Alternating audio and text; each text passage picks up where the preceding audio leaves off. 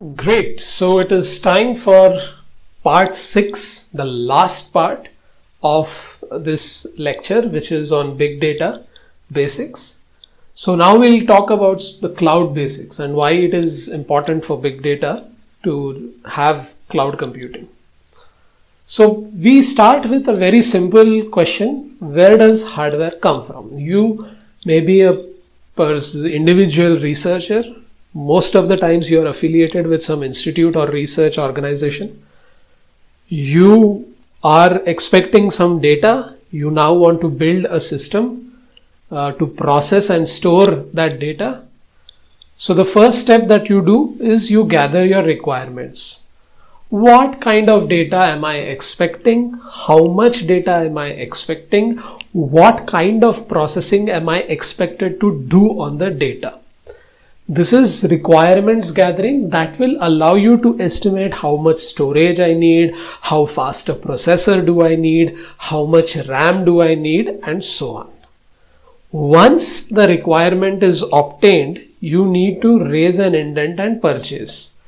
Now, maybe if you are an individual researcher, you don't need to raise an indent, but surely you need to talk to people and get a quote and get an estimate. So that is the equivalent of indent raising. And eventually you will purchase.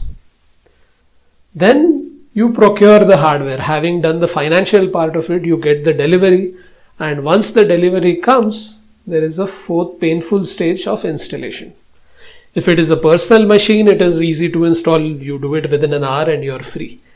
But if you are installing a machine into an existing data center, you have to follow the policies, rules and regulations of that data center. For example, if it's a defense organization, then there are strict checks to be done, right? For any hardware that comes in and software that gets installed.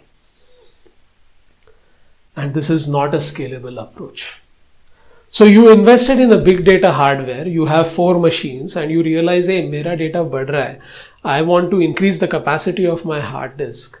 Of my cluster. I need 4 more computers. For each of those computers, if you start gathering requirement, code, transaction, procure, delivery, install, and so on, you're going to lose a lot of time in these transactions. And that is why I say that this approach is not scalable. This is where we benefit from a very important concept called virtualization. Now imagine that you have these huge collection of machines sitting in your data center. A large number of CPUs, a large number of hard disks, a large number of RAM and RAM chips and so on. What happens in virtualization is that you install something known as a hypervisor. Now hypervisor is this fantastic piece of technology. It's going to take the sum total of all your CPUs, sum total of all your RAMs and disks and so on, network resources, and it's going to treat them as like a big basket, right? A big pool or big basket of all resources. And then you say, okay, give me one machine with 5 GB RAM and 10 GB hard disk and 2 CPUs. The hypervisor will take out enough resources from the back, and it doesn't matter whether you truly have exactly 1.5 GB chip or not. You say 4.5 GB RAM, it will give you 4.5 GB of RAM. Because it has this very nice technology where it can create what is known as a virtual machine. So you work with a virtual machine as if it is like any other physical machine. As far as you are concerned, it is a real machine. But in reality, it is a software that is emulating or pretending that a machine exists. And that is what we call virtualization. So how virtualization works is you have this huge pool of resources. There is a hypervisor. From the hypervisor can take any available resource and manufacture an appearing to be separate machine from it. That's what we call a virtual machine.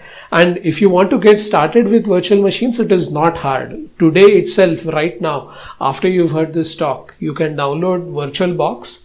And even if you are using Windows, you can get a Ubuntu virtual machine on top. If you have Ubuntu, you can get a Windows virtual machine on top. Although you should have the license ideally, but the other way around, you don't need a license. So that's virtualization. The way to think about a cloud is that it is virtualization on steroids. Now, take a company like Amazon or Google. They have incredibly large number of resources, beyond what you can imagine.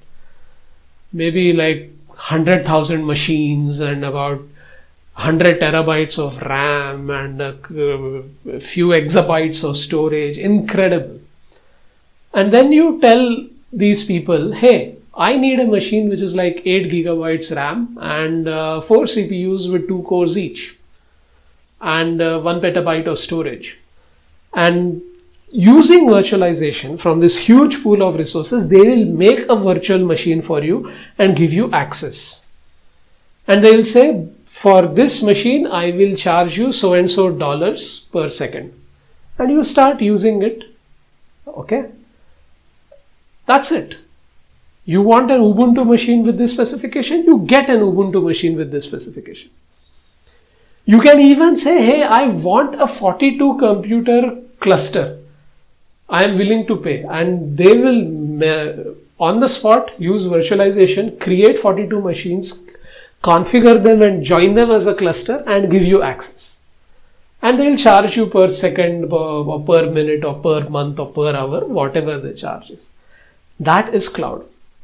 So the way you define cloud is that your infrastructure or a platform or a software is made available to you over the internet as a service. So instead of buying the hardware, you rent the hardware through these. That is basically what cloud is.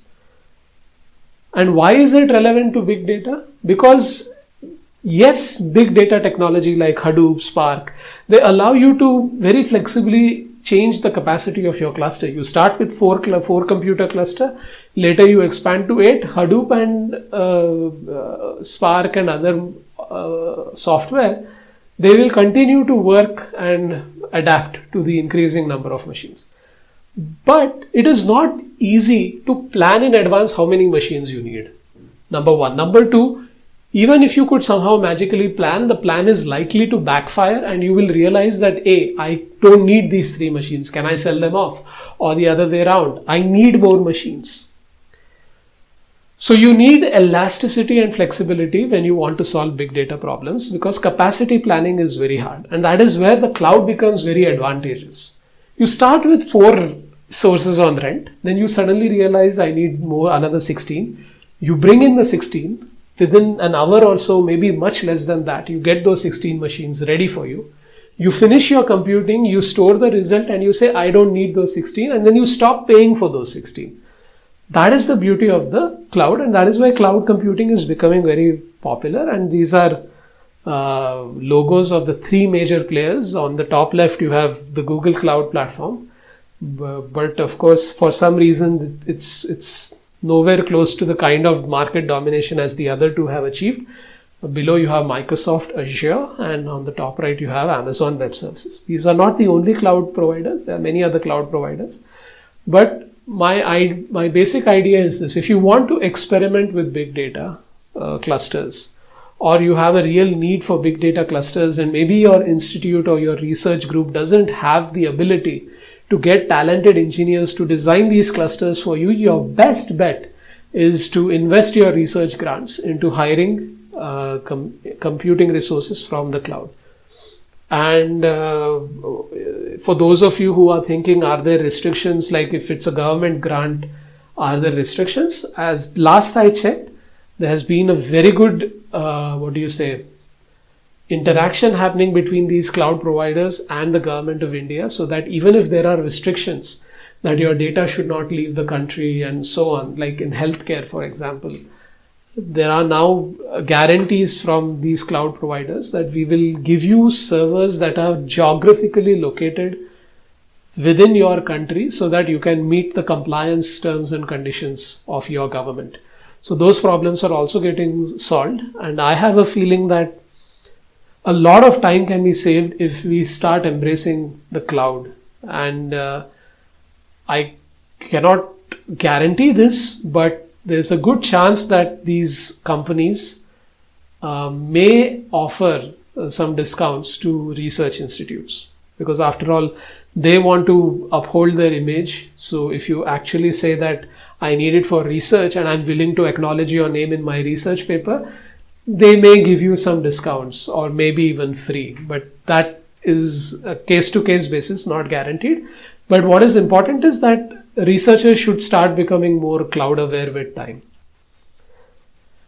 And that's all, folks. It's been a very long journey. Even though I've called it basics of big data, I think I've covered many topics. And that's why it was necessary to end on a light note by saying that's all, folks. And we'll stop here. And hopefully there'll be a good discussion session after this.